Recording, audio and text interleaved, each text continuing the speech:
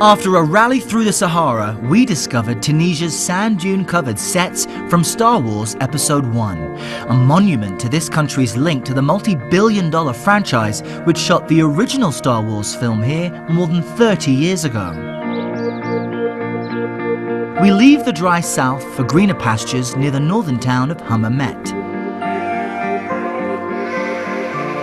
It's where we find Taieb Jallouli, art director at Empire Studios. A 3-decade movie-making veteran, he was called upon by George Lucas to build the Star Wars sets down south.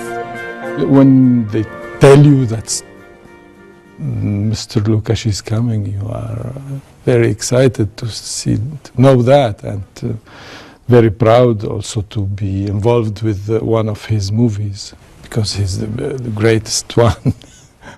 But Jallouli admits the Star Wars sets will definitely disappear soon. What he built was only meant to last for a few months. Today, though, he's much more interested in more permanent designs. The 3 or 4 years after Star Wars, the business grows up, and we had a lot of big films here. After Star Wars, you're telling me there was a lot of attention on Tunisia and a larger interest in making movies here. Absolutely. After the Star Wars, we had a lot of other big films coming from France, Italy, to Tunisia. Empire Studios was built in 2002 as an outdoor set, but as its popularity increased, so too did its layout. Today, it stretches across 24 acres of land and claims to have one of the largest reproductions of ancient Rome anywhere. Wow, and now, all of a sudden, we're in Rome. Yes, we are in the Piazza di Rome, and you can see the temple on your left here. And it's so realistic. I mean, we're literally walking on like cobblestone streets. This isn't fake. It's And you got the columns. Yes, it's realistic. It was like that in Rome. All the way down to Roman inscriptions up there above the door. Lions here, water fountains. Everything was like that in Rome. Now you can see it's a kind of patchwork of different situations in Rome or in a Roman city, in Pompeii or in a Roman city. What's through this way? Here we are in the entrance of the Roman villa. And now we've crossed into the interior of the villa. In the interior of the villa. This is a Roman villa with rooms, garden, and a courtyard. What the studio tries to offer is variety.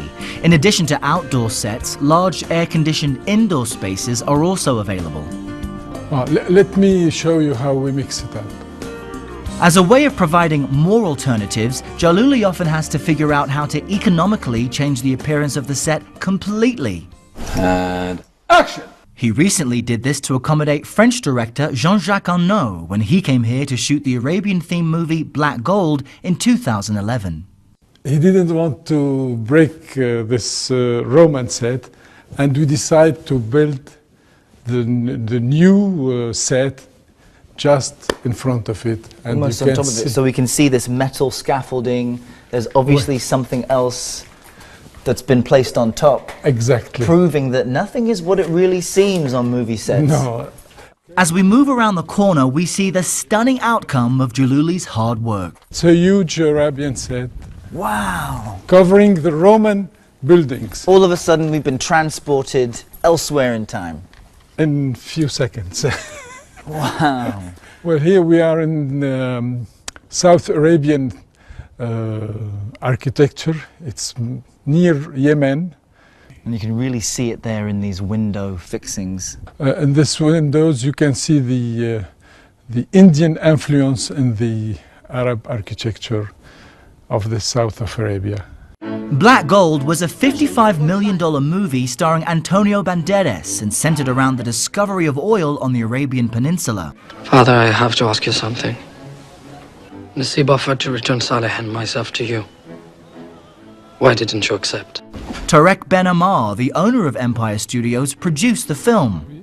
Walking past a massive prop, Jallouli tells me in order to keep attracting big budget productions, he and Ben Ammar need to offer more than realistic backdrops. They also need an extensive wardrobe. You see this helmet? And these are all made of metal. These aren't plastic. No, it's metal. For Black Gold, 7,000 costumes, 700 saddles, 400 guns and 250 swords were handmade and are still available for future productions. But that's only a portion of what's here. Within these 1,400 square meters are additional Egyptian, Greek and Roman styles of ancient clothing. Here we have Roman costume, rich Roman costume. And the detail is fascinating. Details, you can see the details here. This is a lady's. Wow. This is very impressive. Well, this is the centurion costume. It's made in leather and copper. All of the costumes here are made of the actual materials they would have been made of way back when. Absolutely. George? Yeah? Star Wars may have put Tunisia on the movie-making map, and Black Gold may have helped Empire Studios expand its offerings, but right now, no new films are in production here. Jallouli tells me since the Arab Spring began in 2011, the country has yet to fully stabilize, so he and his colleagues wait. We just scout for 4 great big films, and they are waiting the moment to come to shoot here. And what's your favorite costume? Oh, maybe this one, the centurion one. That is the coolest one. All right, ready for work. Yes, this is the favorite costume.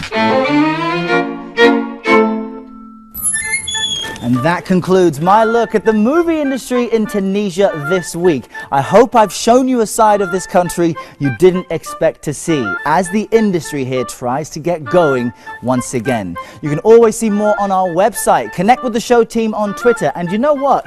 Tell me your thoughts of my look right now under Errol CNN. But as a Centurion, I must now patrol the streets of Rome for trouble. So I'll see you online until next time.